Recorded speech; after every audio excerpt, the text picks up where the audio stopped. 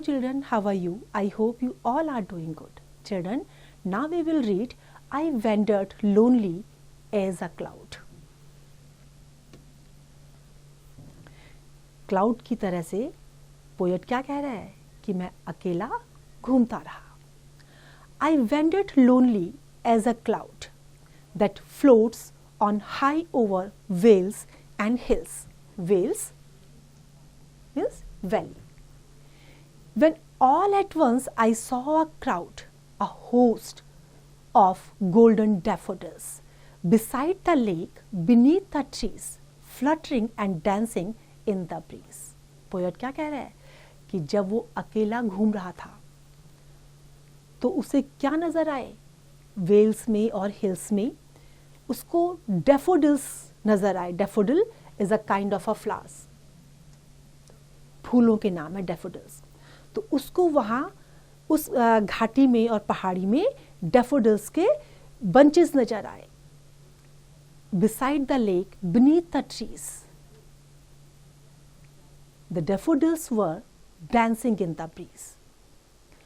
Continuous as the stars that shine and twinkle on the Milky Way, they stretched in never-ending line along the margin of a bay.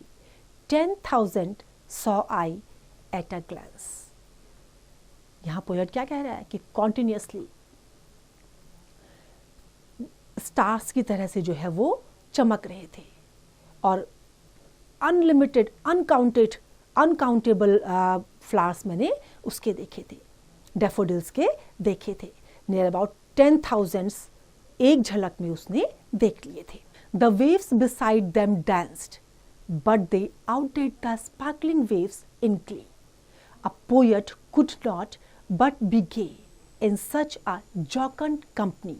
I gazed and gazed but little thought what wealth the show to me had brought. Jocund company means happy company. जब poet ने वो बहुत सारे daffodils देखे तो वो उसको बहुत सुंदर लगे.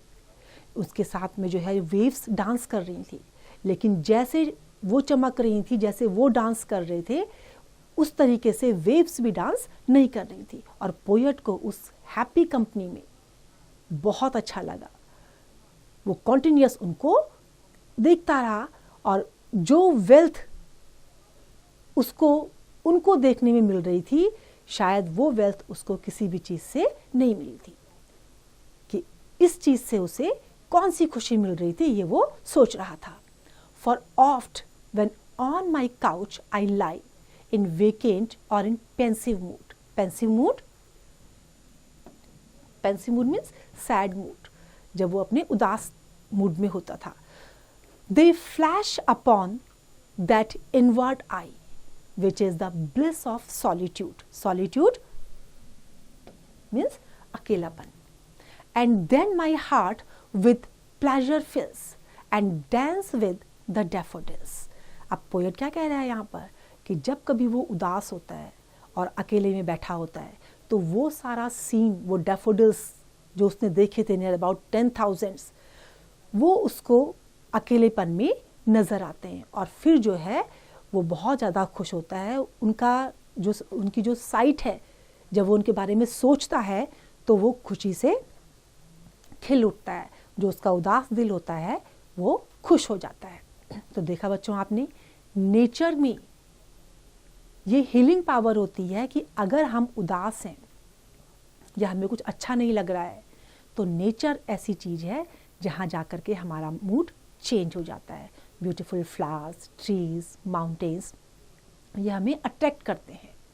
आई hope this is clear to you now. It's time to revise. You can revise it.